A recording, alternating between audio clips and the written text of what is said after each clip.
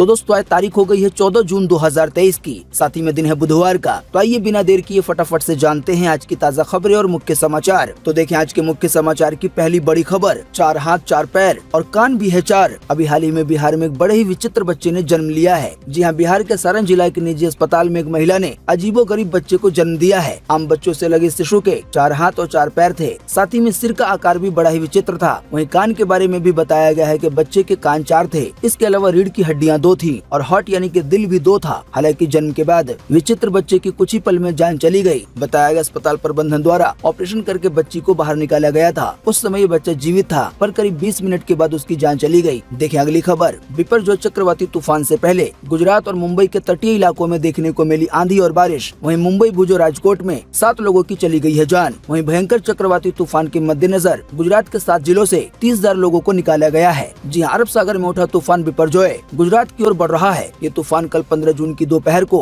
कच्छ जिले के जखौब पोर्ट से टकराने वाला है। मौसम विभाग के मुताबिक अभी हाल ही में बीते मंगलवार को तूफान कुछ कमजोर हुआ, हालांकि अभी भी काफी खतरनाक बना हुआ है। वहीं बताया गया है कल 15 जून को जब ये चक्रवाती तूफान गुजरात के तट से टकराएगा तो इसकी रफ्तार 150 किलोमीटर प्रति घंटे होगी, यानी कि ये रफ्तार हवा की होगी। बताया गया तूफान के चलते गुजरात और मुंबई के तटीय इलाकों में आंधी और बारिश का दौर जारी हो गया है। साथ ही में आंधी और बारिश के दौरान कुछ हादसों में 7 लोगों की जान चली गई है। वहीं बताया गया गुजरात सरकार ने भयंकर चक्रवाती तूफान बिपरजॉय को देखते हुए कच्छ और सौराष्ट्र में समुद्र तट से 10 किलोमीटर की सीमा में 7 जिलों से 30,000 लोगों को निकालकर शेल्टर होम में भेज दिया गया है। आसान शब्दों में कहें तो 30,000 लोगों को उनके घर से निकालकर सेफ जगह पे पहुंचा दिया गया है, जहां पे वो तूफान से बच सकते हैं। क्योंकि आशंका है जब कल 15 जून को चक्रवाती तूफान बिपरजॉय आएगा तो वो इन वाले इलाकों को अपना शिकार बना सकता है। ऐसे में बड़े स्तर पे जान हानि होने की संभावना है। इसी की वजह से 30,000 लोगों को उनके घरों से निकालकर शेल्टर होम भेज दिया गया है। वहीं इस चक्रवाती तूफान को लेकर एक और खबर आ रही है, जिसमें बताया गया बिपरजॉय चक्रवाती तूफान के चलते गुजरात के कच्छ में कांडला बंदरगाह को बंद कर दिया गया है, यानी कि जहां पे पानी वाले जहाजों का आना जाना होता है। वहीं बताया गया तूफान की वजह से अब तक 95 ट्रेनें रद्द हो चुकी हैं। बाकी दोस्तों, ये चक्रवाती तूफान आने से पहले इसकी जो आहट है, केवल उसी की वजह से समुद्र के पानी में बड़ी हलचल पैदा हो गई है। इससे जुड़ी कुछ तस्वीरें आई है, जिन्हें आप अपनी स्क्रीन पर देख सकते हैं कि केवल तूफान की आहट से ही समुद्र में कितनी ज्यादा हलचल मची हुई है। वहीं बताया गया अरब सागर में इसी तूफान की वजह से 20-20 फीट ऊंची लहरें उठ रही हैं। अब कई तस्वीरों में इस तूफान की वजह से जो हालात पैदा हुए हैं, लोगों को जो परेशानी हो रही है, जो तैयारी वगैरह की गई है, ये सभी चीजें देख सकते हैं। आइए दोस्तों, अब आपको इसी कड़ी में बताते हैं क्या 14 जून 2023 को देश भर में कैसा रहेगा मौसम का हाल। तो स्काईमेट वेदर के अनुसार अगले 24 घंटों के दौरान, यानी कि आज 14 जून को गुजरात के तट पर समुद्र की स्थिति खराब से भी खराब हो सकती है। वहीं इसके अलावा बताया गया गुजरात के दक्षिणी तट पर हल्की से मध्यम बारिश के साथ आज कहीं कहीं पे भारी बारिश होने की संभावना है। इसके अलावा भी पूर्व उत्तर भारत, अंडमान निकोबार द्वीप समूह, केरल के कुछ हिस्सों में, तटीय कर्नाटक में, कोंकण में और गोवा में, साथ ही में सिक्किम में भी आज हल्की से मध्यम बारिश की संभावना है। इसके अलावा भी तमिलनाडु, दक्षिण आंतरिक कर्नाटक और उड़ीसा के भी कुछ हिस्सों में आज हल्की से मध्यम बारिश की संभावना है। इसके अलावा भी झारखंड, विदर्भ, हिमाचल प्रदेश, साथ ही में जम्मू कश्मीर और लक्षद्वीप में भी आज हल्की बारिश की संभावना है। दोस्तों, आसान शब्दों में कहें तो अभी हमने आपको बारिश को लेकर जिन भी शहरों, जिन भी राज्यों के नाम बताए हैं, उनको छोड़कर आज पूरे देश में मौसम सूखा बने रहने की संभावना है। देखें अगली खबर, पूर्व ट्विटर सीईओ का भारत सरकार पर आरोप, कहा किसान आंदोलन के दौरान छापे मारे, गिरफ्तारी की धमकी दी। जी हां, भारत सरकार ने ट्विटर के पूर्व सीईओ जैक डॉर्सी के उन आरोपों को खारिज किया है, जिनमें उन्होंने सरकार पर दबाव डालने और गिरफ्तारी की धमकी देने की बात कही थी। बात यह है कि अभी हाल ही में डॉर्सी ने बीते सोमवार को यूट्यूब के एक show breaking points with Krystal and Sagar में कहा था कि किसान आंदोलन के दौरान भारत सरकार ने ट्विटर बंद करने की धमकी दी थी। साथ ही में जैक डॉर्सी ने ये भी कहा है कि भारत सरकार ने किसान आंदोलन के दौरान कई ऐसे पत्रकारों के ट्विटर अकाउंट को बंद करने का दबाव बनाया था, जो सरकार की आलोचना कर रहे थे, यानी कि जो सरकार के बारे में भला बुरा बोल रहे थे। अब ताजा जानकारी के मुताबिक डॉर्सी के आरोपों के जवाब में केंद्रीय आईटी मिनिस्टर राजीव चंद्रशेखर ने बीते मंगलवार को कहा कि वो सरासर झूठ बोल रहे हैं। चंद्रशेखर ने कहा कि ये शायद ट्विटर के इतिहास के उस बेहद संदिग्ध दौर को मिटाने का प्रयास है। कुल मिलाकर आसान शब्दों में कहें तो ट्विटर के पूर्व सीईओ ने भारत सरकार पर ये काफी बड़ा आरोप लगाया है। अब इसको लेकर चर्चाएं देश विदेश में हो रही है। हालांकि भारत सरकार ने अपनी तरफ से सफाई दे दी है। देखिए अगली खबर, उत्तर भारत में आया 5.4 तीव्रता का भूकंप, कश्मीर के डोडा में था केंद्र। दिल्ली, पंजाब, हरियाणा और हिमाचल में भी झटके महसूस किए गए। जी हां, जम्मू कश्मीर के डोडा में बीते मंगलवार दोपहर 1:33 पर 5.4 तीव्रता का भूकंप आया। दिल्ली एनसीआर के अलावा पंजाब, चंडीगढ़, हरियाणा और हिमाचल प्रदेश में भूकंप के झटके महसूस किए गए। श्रीनगर में लोग दुकानों और घरों से बाहर आ गए। चश्मदीद ने कहा कि झटके इतने ज्यादा तेज थे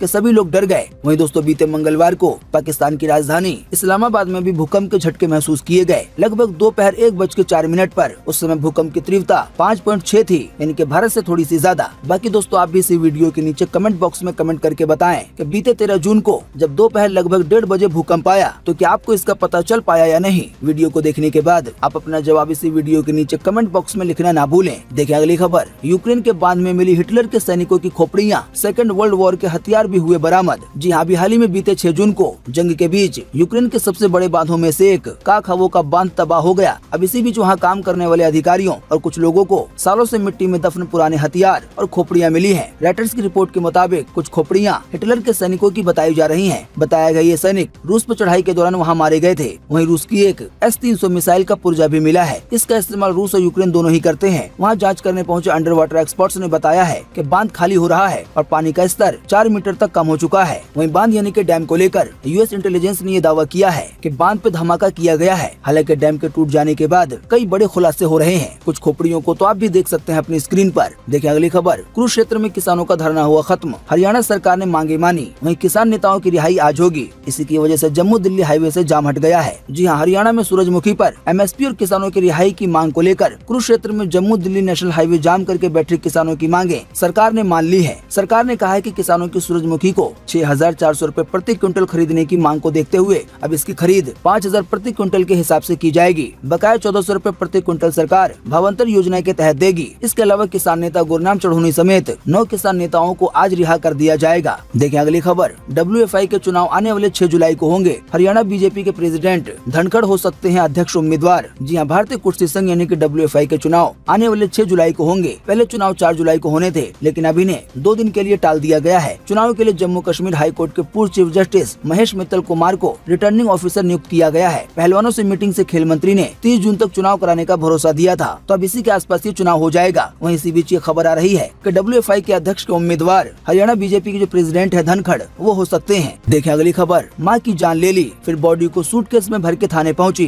39 साल की फिजियोथेरेपिस्ट ने जुर्म कबूला है। पता चला है रोज का झगड़ा था जान लेने की वजह। जी हाँ, बेंगलुरु में 39 साल की फिजियोथेरेपिस्ट महिला ने अपनी ही मां की जान ले ली है। जान लेने के बाद शव को उसने सूटकेस में भरा और पुलिस थाने पहुंच गई और अपना जुर्म कबूल कर लिया। वहीं पुलिस ने महिला को गिरफ्तार कर उससे पूछताछ शुरू कर दी है। शुरुआती जांच में पता चला है कि महिला का अपनी मां से अक्सर झगड़ा हुआ करता था। इससे ही तंग आकर उसने इस बड़े अपराध को अंजाम दिया। आरोपी महिला की पहचान सोनाली सेन के रूप में हुई है। वो वेस्ट बंगाल की है। फिलहाल बेंगलुरु में अपने पति और सास के साथ एक फ्लैट में रहती है। अभी हाल ही में बीते सोमवार को वो मीको लेटआउट थाना में एक सूटकेस लेके पहुंची। उसने पुलिस को बताया कि इसमें उसकी मां की बॉडी है, जिसके बाद उसे धारा 302 के तहत मुकदमा दर्ज करते हुए अरेस्ट कर लिया गया। वहीं पुलिस के मुताबिक घटना के समय पति घर पे मौजूद नहीं था, पर सास दूसरे कमरे में मौजूद थी, जिससे उसने अपनी मां की जान ली। दोस्तों आप ऐसी बेटी के बारे में क्या कहना चाहते हैं? आप अपनी बात को इसी वीडियो के नीचे कमेंट बॉक्स में लिखना ना भूलें। देखें अगली खबर, रावण का किरदार करने से यश की मनाही, नेगेटिव रोल करने से नाराज हो सकते हैं फैंस। इसी की वजह से फैन के खिलाफ नहीं जा सकते यश। जी हाँ, अभी हाल ही में ऐसी खबरें आ रही थी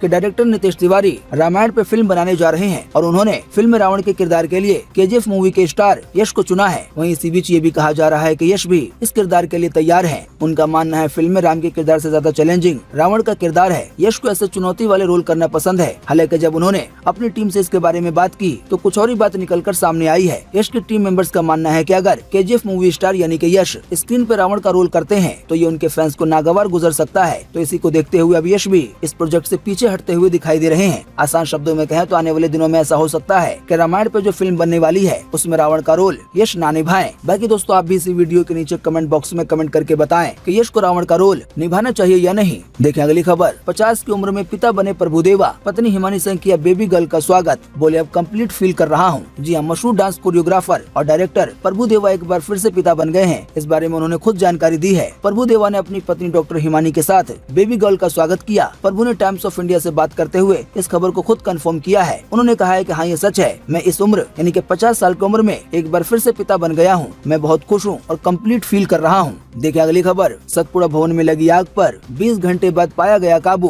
3 दिन में रिपोर्ट देगी जांच टीम। मानव अधिकार आयोग ने कलेक्टर, कमिश्नर और नगर निगम को नोटिस भेजा है। जी हाँ, भोपाल में मध्य प्रदेश सरकार के दूसरे सबसे बड़े सरकारी दफ्तर यानी कि सतपुड़ा भवन में अभी हाल ही में बीते सोमवार शाम करीब 3:30 बजे आग लग गई। आग बीते रोज मंगलवार को दोपहर करीब 12 बजे तक बुझ पाई। बताया गया इस भयंकर आग में कई दस्तावेज जलकर खाक हो गए हैं। अब इसी कड़ी में ये जानकारी आई है कि आग क्यों लगी और इसका कारण क्या था। इस बारे में जांच टीम 3 दिन में अपनी रिपोर्ट सबमिट करेगी, जिसमें ये पता चल सकेगा कि आखिर इतनी भयानक आग कैसे लगी। देखिए अगली खबर, राजस्थान राजस्थान में बनेगा महाराणा प्रताप बोर्ड, मुख्यमंत्री ने दे दी है मंजूरी। जी हाँ, राजस्थान की गहलोत सरकार ने महाराणा प्रताप के नाम से बोर्ड बनाने का फैसला किया है। बोर्ड का नाम वीर शिरोमणि महाराणा प्रताप बोर्ड होगा। मुख्यमंत्री अशोक गहलोत ने महाराणा प्रताप के नाम से बोर्ड बनाने के प्रस्ताव को मंजूरी दे दी है। इस बोर्ड में अध्यक्ष और उपाध्यक्ष के अलावा 7 मेंबर होंगे। बोर्ड में सचिव और स्टाफ अलग से होगा। सीएम की फाइनल मंजूरी के बाद बोर्ड को बनाने का काम शुरू होगा। बोर्ड के अध्यक्ष और उपाध्यक्ष साथ ही में मेंबर के पद राजनीतिक नियुक्तियों से भरे जाएंगे। देखिए अगली खबर, राहुल गांधी ने अब अमेरिका में की ट्रक की सवारी। वहाँ के ड्राइवर ने महीने की कमाई 8 लाख रुपए बताई। इस पर राहुल गांधी भी रह गए हैरान। जी हाँ, चंडीगढ़ के बाद अब राहुल गांधी ने अमेरिका में भी ट्रक की सवारी की है। राहुल गांधी ने ट्रक से